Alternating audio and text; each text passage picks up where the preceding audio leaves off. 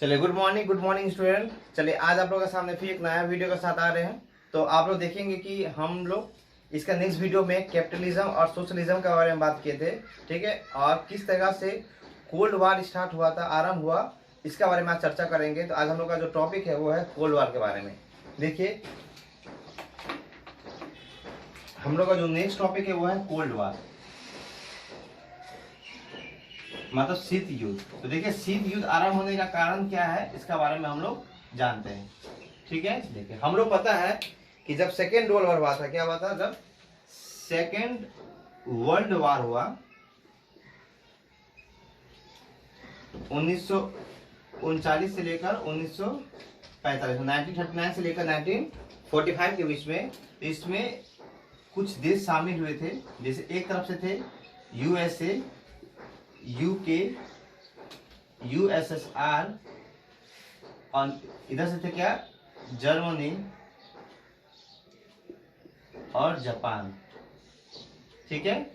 इन देशों के बीच में क्या हुआ था, द्वितीय विश्व युद्ध हुआ था, जिसके बारे में हम लोग डिस्कस कर लिए हैं, और इसका लिंक आपको डिस्क्रिप्शन में मिल जाएगा। आप देख लीजिएगा, द्वितीय विश्व युद्ध के बारे में पूरी तरह से हम चर्चा कर लिए, ठीक है। और इसका वीडियो अपलोड भी हो चुका है। चलिए, तो हम लोग क्या देखेंगे कि अब हम लोग देखेंगे कि जब द्वितीय विश्व युद्ध हुआ तब यूएसए, यूके या यूएसएसआर क्या था, एक संघ मिलकर इन देशों से लड़ रहा था।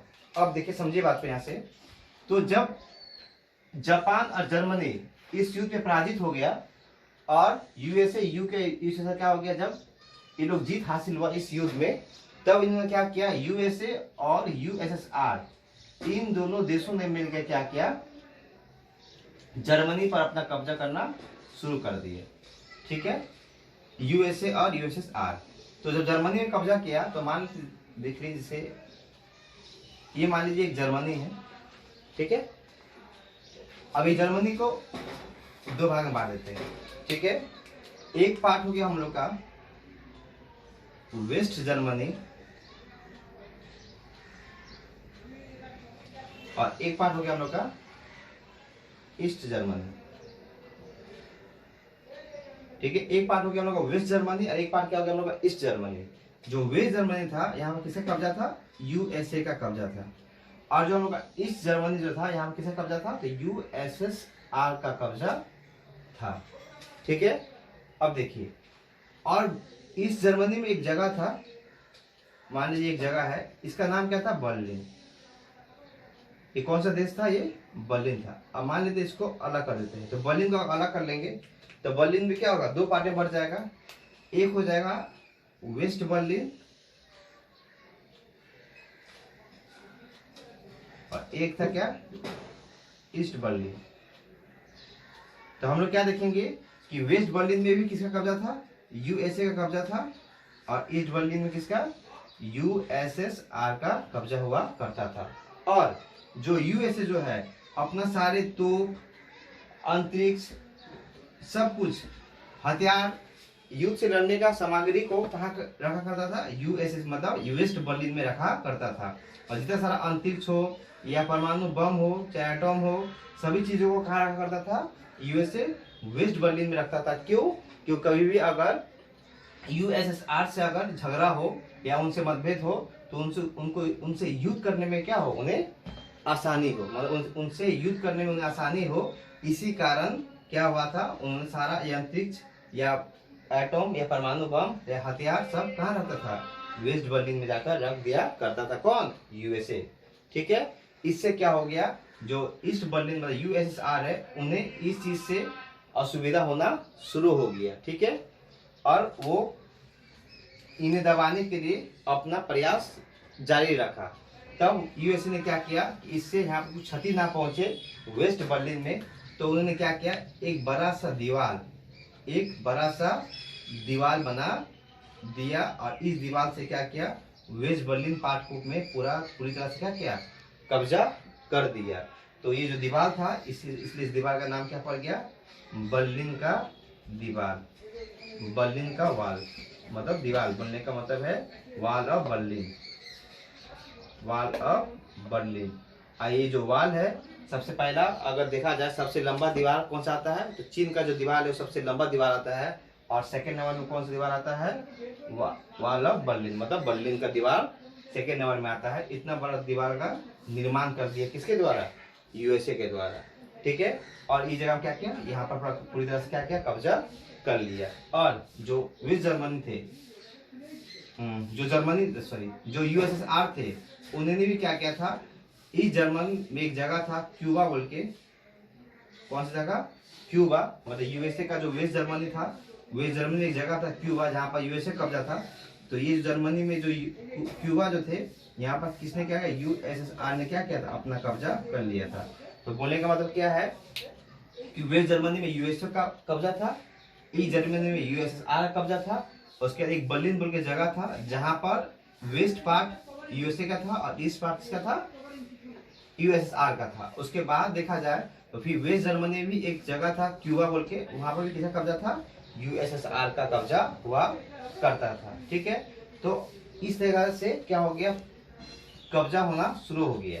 अब आपका मन में क्वेश्चन आया होगा कि जब दोनों देश आपस में दोस्त मतलब बंधुता हुआ होने के कारण द्वितीय विश्व युद्ध में लड़ा, तो क्या कारण था कि दोनों देशों के बीच में मतभेद उत्पन्न हो गए और दोनों देशों में क्या हो गया, एक दूसरे का बुराई चाहना या एक दूसरे का अगेंस्ट खड़ा हो गया। क्या कारण था, तो कारण छोटा सा कारण था, बस ये कारण था कि जो यूएसए जो था, यूएसए और यूएसएसआर, आप देखिएगा तो यूएसए जो अपनाया था वो था एक कैपिटलिज्म, मतलब यहाँ पर पूंजीवाद चल रहा करता था। मतलब इन्होंने कौन सा साम्राज्य को अपनाया था, पूंजीवाद को। लेकिन ये जो यूएसएसआर था, उन्होंने किसको ज्यादा जोर दिया था, सोशलिज्म को, समाजवाद को। सोशलिज्म मतलब क्या, समाजवाद। आप देखिएगा कि यूएसए और यूएसएसआर मतलब आफ्टर सेकेंड वर्ल्ड वॉर, मतलब द्वितीय विश्व युद्ध के बाद इन दोनों देशों में मतभेद होने का सबसे बड़ा कारण यही बना कि दोनों का जो आइडियोलॉजी का जो थॉट था, बोलने का मतलब है कि आइडियोलॉजिकल डिफरेंस, मतलब आदर्श में विभिन्नता, आदर्श में विभिन्नता होने के कारण सबसे बड़ा क्या कारण बना, किसका, कोल्ड वॉर स्टार्ट होने का सबसे बड़ा कारण यही बना था कि क्योंकि इनका मानना था कि दोनों देश मतलब हम लोग क्या करें, सोशलिज्म को अपनाएं और कैपिटलिज्म को त्याग दें। लेकिन यूएसए का मानना था कि ना, हम लोग कैपिटलिज्म का अपनाएंगे और सोशलिज्म का अपनाना नहीं है। इन दोनों देशों के बीच में ये मतभेद होने के कारण क्या हो गया, ये आइडियोलॉजिकल डिफरेंस होने के कारण क्या हो गया, सबसे बड़ा कारण बना किसका उदय होने का, कोल्ड वॉर का उदय होने का कारण बना। लेकिन आप लोग पता है कि 1945 को एक संयुक्त राष्ट्र संघ मतलब यूएनओ का स्थापना हो गया था और उसमें क्या निर्णय लिया गया था कि कोई भी देश किसी भी देश में आक्रमण नहीं कर सकता है। इसी कारण कोल्ड वॉर एक ऐसा युद्ध था, शीत युद्ध, जहां पर किसी प्रकार का हथियार, किसी प्रकार का यंत्र, किसी प्रकार का तोप, किसी प्रकार का एटम, कोई भी चीज का यूज नहीं किया गया था। बस एक देश दूसरे देश को कैसे हानि पहुंचा सके बिना हथियार का, बिना यंत्र का, ठीक है। ये एक ऐसा युद्ध था जो उसको हम लोग कोल्ड वॉर बोलते हैं, शीत युद्ध, ठीक है। चलिए इसके बारे में बात करते हैं। तो आपको मालूम चल गया कि शीत युद्ध का कारण क्या बना, उदय होने का, ठीक है। चलिए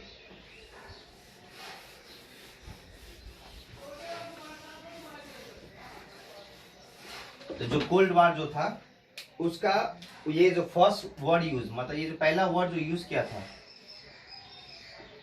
फर्स्ट वर्ड जो यूज किया था सबसे पहले, जिन्होंने यूज किया फर्स्ट वर्ड कि कोल्ड वॉर बोल के उस शब्द को दिया, उनका नाम क्या था, बर्नार्ड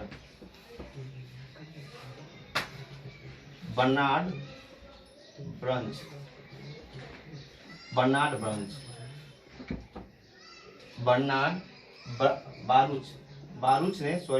बारूच ने क्या किया था, सबसे पहला शब्द दिया था, कैसा, कौन सा शब्द, कोल्ड वॉर बोल के शब्द दिया, किसने, बर्नार्ड बारूच ने, ठीक है। और यूएसएसआर जो थे, समझेगा बात को, जो यूएसएसआर में जो सोशलिज्म को लाया गया था वो किसके द्वारा लाया गया था, तो वो लाया गया था, यूएसएसआर में जो सोशलिज्म को लाया गया था वो लाया गया था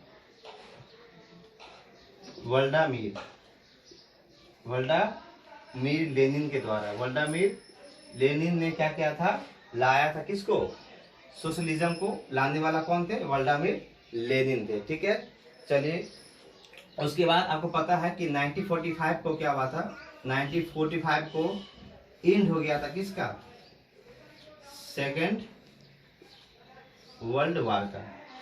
आपको पता है कि 1945 क्या हुआ था? एंड हो गया किसका? सेकेंड वर्ल्ड वार को। इसी समय क्या हुआ था? 1945 को ही कि ट्रूमैन डॉकलाइन, ट्रूमैन की नीति, ट्रूमैन नीति की घोषणा हुई थी, की घोषणा हुई। मतलब ट्रूमैन नीति की घोषणा कब हुई थी? तो 1945 को ही ट्रूमैन नीति की घोषणा हुई थी। और देखा जाए तो 1945 को एक और काम हुआ था, वो क्या था? हम लोग का याल्टा कॉन्फ्रेंस हुआ था। क्या हुआ था? याल्टा कॉन्फ्रेंस हुआ था। याल्टा कॉन्फ्रेंस भी कब हुआ था? 1945 को ही याल्टा कॉन्फ्रेंस भी किया गया था। ठीक है, चलिए तो ये कुछ हम लोग की पॉइंट था। अब हम लोग बात करते हैं कोल्ड वार में। तो कोल्ड वार में क्या देखा गया कि जो हम लोग का यूएसए था, यूएसए और यूएसएसआर, ये दोनों के बीच में क्या हो गया? मतभेद उत्पन्न हो गया ना। आइडियोलॉजिकल थॉट के कारण क्या हो गया? दोनों बीच में क्या हो गया? मतभेद उत्पन्न हो गया। अब ये दोनों देश सबसे पहले जोर दिया किस पे? अपना मिलिट्री डिफेंस पे। बोलने का मतलब है कि डिफेंस पावर को स्टेबलिश किया, डिफेंस पावर स्टेबलिश किया।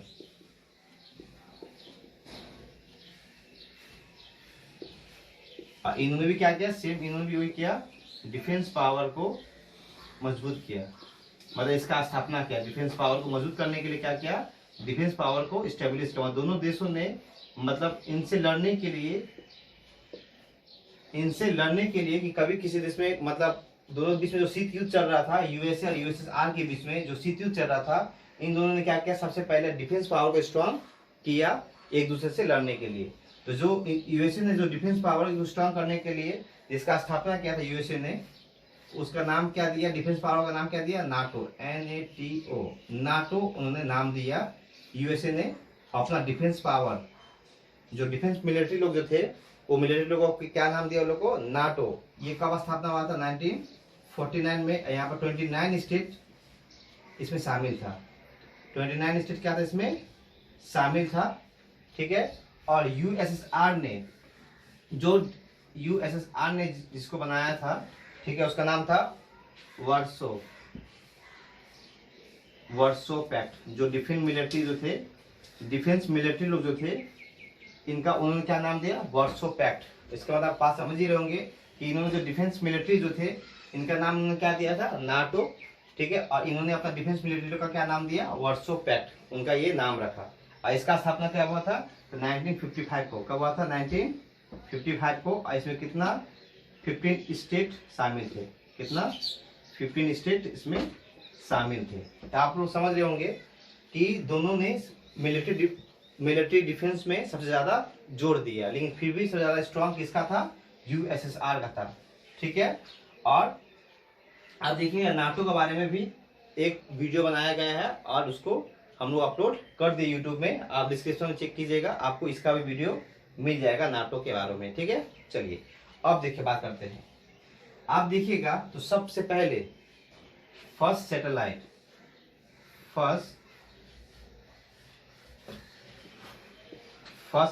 अगर देखा जाए तो सबसे पहला फर्स्ट सैटेलाइट किसने लॉन्च किया था? तो यूएसएसआर ने ही लॉन्च किया था। कब? 1959 को। सबसे पहला अगर देखा जाए तो फर्स्ट सैटेलाइट लॉन्च करने वाला भी कौन था? तो यूएसएसआर थे। ठीक है, उसके बाद फर्स्ट पर्सन,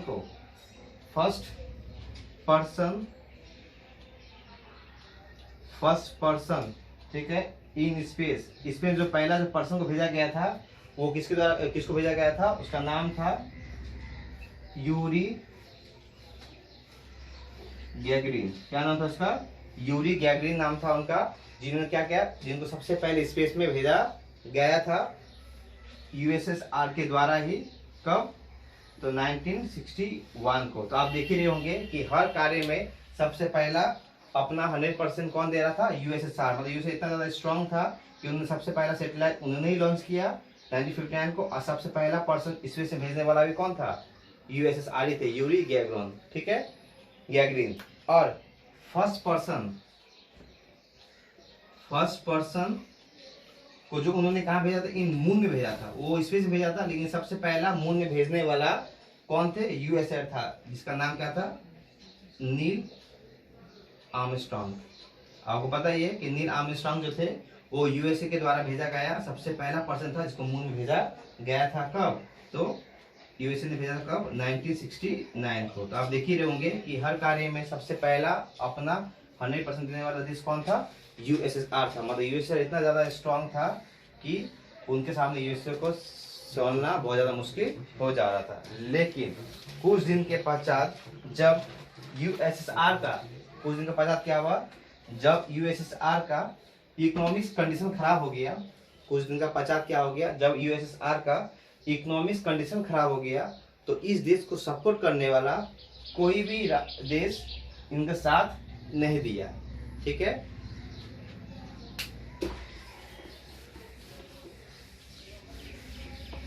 मतलब कोई भी देश यूएसएसआर का सपोर्ट नहीं किया जब उनका इकोनॉमिक्स गिरना शुरू हो गया। इसी कारण क्या हो गया?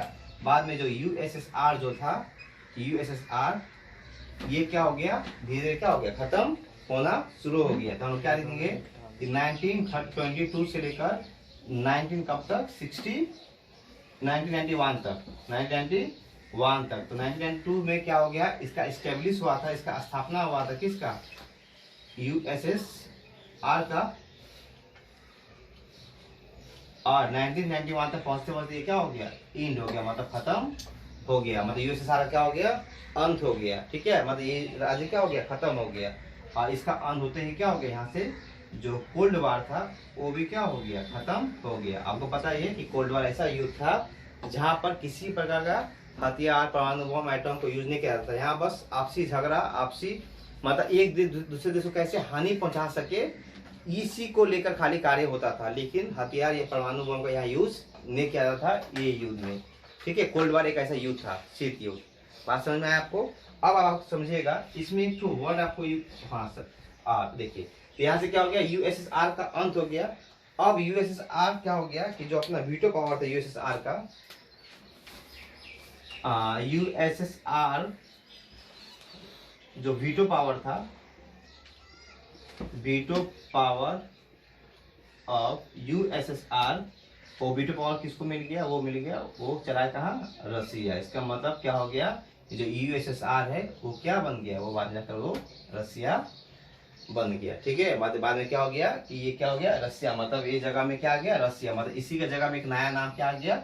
रसिया। मतलब यूएसएसआर का अंत होते ही उसका जगह में एक नया नाम क्या आ गया? रसिया। इसी कारण देखिएगा कि किसी भी प्रकार का जब भी देश में कोई युद्ध होता है या कुछ भी प्रॉब्लम होता है, कोई भी देश में आपसे झगड़ा होता है, तो देखिएगा यूएसए एक तरफ और रसिया हमेशा दूसरे तरफ ही रहता है। आज का दिनों में भी यूएसए अगर कोई देश को सपोर्ट करता है तो रसिया भी उससे अपोजिट देशों को वो सपोर्ट कर देता है।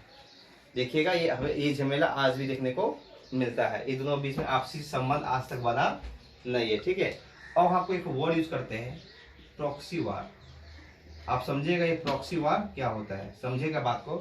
तो प्रॉक्सी वार का मतलब क्या होता है? ये एक ऐसा वार है जहां पर देखेगा कि दो देश एक दूसरे से युद्ध करता है बिना हथियार, मतलब हथियार यूज नहीं करेगा, मतलब वो उसको हानि पहुंचाएगा, ये उसको हानि पहुंचाएगा। क्योंकि हम लोग पता है यूएनओ में सभी देश को बीच में यही हुआ था कि अगर कोई देश किसी देश के ऊपर अगर परमाणु बम गिराता है या उसका ऊपर हमला करता है तो क्या होगा? सभी देश उसको सपोर्ट करके, और जो इस तरह से इस यूएनओ का जो उल्लंघन किया है उसके ऊपर क्या किया जाएगा? चार्ज किया जाएगा। मतलब उसका उस देश को नाश करने के लिए या उसका विरुद्ध अगेंस्ट में क्या किया जाएगा? युद्ध किया जाएगा। इसी कारण कोई भी देश कभी भी किसी से लड़ता नहीं है, ठीक है।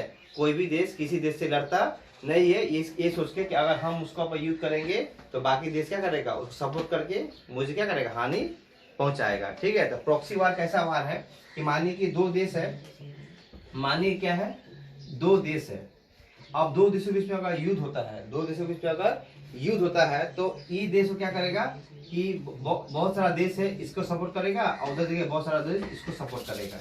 मतलब इन लोगों को आपसी झगड़ा को बढ़ाने के लिए क्या करेगा कि मतलब खुद नहीं लड़ेगा, मतलब बाकी देश खुद नहीं लड़ेगा, बाकी देश क्या करेगा, इसको सपोर्ट करेगा। मतलब मानिए कि इंडिया ये पाकिस्तान, ये लोगों के बीच झगड़ा हमेशा बना ही रहता है। मानिए इंडिया ये पाकिस्तान है, तो इंडिया का सपोर्ट बाकी देश करेगा। जैसे मान लिया कि यूएसए से सपोर्ट किया, यूएसए यहाँ सपोर्ट करेगा, तो समझ रहे होंगे रशिया यहाँ सपोर्ट नहीं करेगा। तो मान लीजिए यूएसए सपोर्ट किया, उसके बाद मान लीजिए कि इथी सपोर्ट किया, मतलब मान लीजिए कोई भी देश मतलब यहाँ पर माने यहाँ सपोर्ट कर रहा है, तो उधर क्या होगा, पाकिस्तान को सपोर्ट करेगा, तो उधर चाइना सपोर्ट कर रहा है, तो देखिए रशिया सपोर्ट कर रहा है। तो आप देखिएगा क्या देखिएगा कि अगर इंडिया पाकिस्तान का युद्ध होता है, तो ये लोग यूएसए इटली जाकर खुद नहीं लड़ेगा लोग से, ये लोग क्या करेगा, ये लोग इंडिया को सपोर्ट करेगा कि तुम जाकर उससे लड़ो, पूरा सपोर्ट मेरी तरफ से मिलेगा। और इधर से पाकिस्तान क्या बोलेगा, चाइना रशिया, कि तुम जाके लड़ो, तुमको पूरा सपोर्ट हम लोग तरफ से मिलेगा। तो इस प्रकार का जो वार होता है ना, इसी वार को हम लोग क्या बोलते हैं, प्रॉक्सी वार। देखिएगा बहुत ज्यादा यूज होता है ये प्रॉक्सी वार। क्या होता है, तो प्रॉक्सी वार का मतलब ये होता है कि जब दो देश एक दूसरे से लड़ते हैं, तो इस देश को क्या करता है, बाकी जो देश है वो खुद तो नहीं लड़ता है, बल्कि क्या करता है, उसको सहयोग करता है या उससे मिलकर क्या करता है, दूसरे देशों को हानि पहुंचाने में लगा रहता है। मतलब एक देश बाकी देश को मिलकर क्या करेगा, अन्य देश को हानि पहुंचाया जाता है। इस तरह का जो वार होता है इसको हम लोग क्या बोलते हैं, प्रॉक्सी वार। तो देखा जाएगा तो कोल्ड वार में इसी प्रकार का वार का यूज किया गया था, प्रॉक्सी वार। ठीक है, अभी भी टाइम में देखिएगा इस प्रकार का युद्ध ही होता रहता है, ये देश उसको हानि पहुंचाता है, वो देश इसको हानि पहुंचाता है। ठीक है, इस तरह का वार को हम क्या बोलते हैं, प्रॉक्सी वार। तो हम लोग देख लिए कि कोल्ड वार क्या था। ठीक है, तो चलिए फिर हम लोग नेक्स्ट वीडियो में आपसे एक नया टॉपिक के साथ मिलेंगे। तो आज इतना ही, धन्यवाद।